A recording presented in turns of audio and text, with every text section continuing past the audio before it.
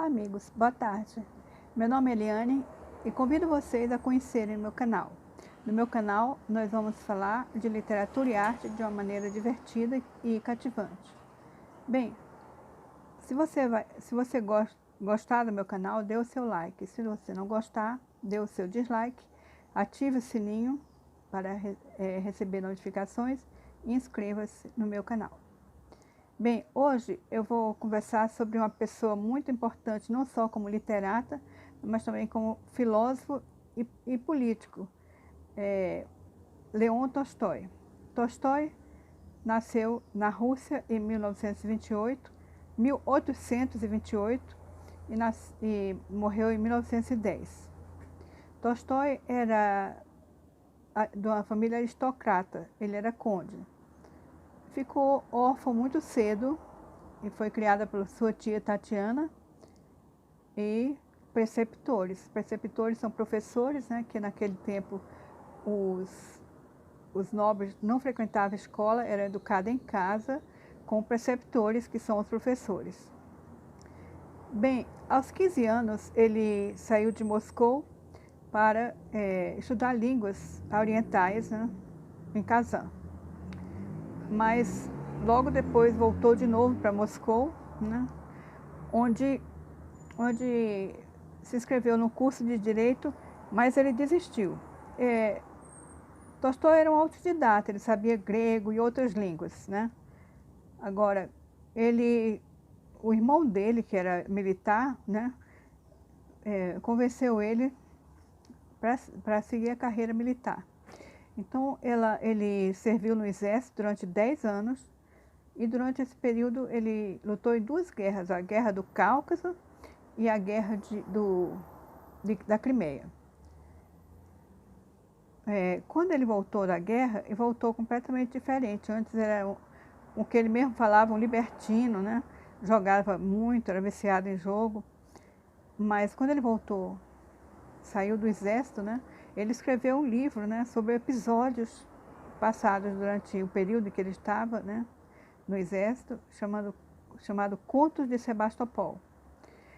Bem, ele voltou completamente mudado, né? Voltou pacifista, vegetariano e anti-escravocrata. Ele lutava pela abolição da escravatura dos servos, dos mujiques. Porque na época do czar, né, os servos eram escravos, né? Até o czar Alexandre I, que foi a época em que Tolstói viveu. Agora, quando ele voltou da guerra, ele resolveu morar na propriedade em que ele nasceu, uma propriedade rural que plantava trigo a 200 quilômetros de Moscou. Eu não sei se eu vou falar certo, viu, gente, mas é Yasnaya Poliana. Eu não sei exatamente o sotaque. Então, quando ele mora na Yasnaya Poliana, né, resolve fundar uma escola para os filhos dos servos. Uma ideia bastante diferente do que se fazia na época, né? Não tinha escolas para filhos de servos, né, e mujiques. E nessa escola ele adotou uma pedagogia própria, que constava do seguinte: os alunos eram incentivados a escrever suas memórias, memórias propriamente não, fatos das suas vidas, né? E então, com isso, formavam cartilhas. As cartilhas de Leon Tolstói foram publicadas há pouco tempo no Brasil. Bem, ele também tinha um espírito muito... Ele levava uma vida ascética, né? Se vestia de mujique, mujique são os servos, né? Com roupa rústica e tudo, e trabalhava na terra. E ele casou-se com a moça com 19 anos, ele tinha 32. Essa moça foi a sua companheira durante o resto de sua vida. Ela foi muito importante também na literatura, né? Ela influiu muito na literatura de Tolstói. Ela dava opinião sobre personagens e também sobre enredos, né? E também transcrevia os livros de Tolstói. Ela chegou a transcrever 7 vezes Guerra e Paz, que até Tolstói gostar, né? Bem, mas Tolstói também tem um lado místico, né? Muito muito místico mesmo, que ele praticava uma religião cristã primitiva e sem dogmas. Nesse período, ele escreveu várias obras expondo a sua fé. Por exemplo, O Reino de Deus está entre nós, Padre Sérgio e outras ainda. Ele pregava o amor ao próximo e o pacifismo. Bem, ele também pregava o fim da escravidão, né, dos servos e mujiques eram escravos, como eu falei. Então ele pregava o fim dessa escravidão e ajudava o que podia os servos. Ele, com seu dinheiro, ele participou de havia um grupo de camponeses que estava na mira da polícia do czar, então ele transferiu eles para o Canadá, por conta dele, né? E outras coisas que ele fez para os servos, né? Ele, como todo mundo sabe, escreveu Guerra e Paz, Ana Karenina e outros livros, né? São livros sempre de muito sucesso, né? Ele era conhecido em toda a Europa pelos livros que foram de muito sucesso. Mas tem outro lado também, que ele era pacifista. Ele se escrevia com várias pessoas, líderes mundiais, e também com pessoas que se interessavam pela atitude pacifista dele, né? Então, em 1908, ele tinha uma correspondência com o jovem hindu, né? Essa correspondência foi editada, mas não no Brasil, né? Que é Cartas a um Hindu.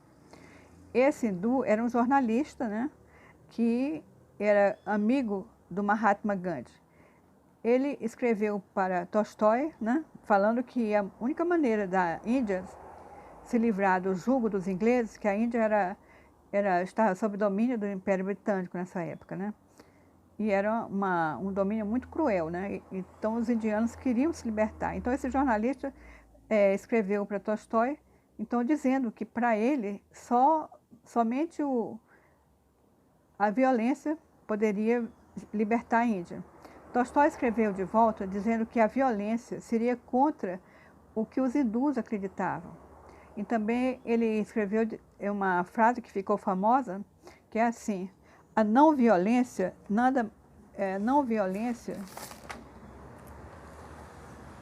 o que chamo de não violência nada mais é que, em sua essência, que a doutrina do amor. Então, com isso, ele influenciou Mahatma Gandhi, né, que conseguiu libertar a Índia de forma pacífica. E Mahatma Gandhi influenciou depois, né, o Martin Luther King, né, que foi um pacifista, né, líder das causas negras, né, e que morreu assassinado nos Estados Unidos.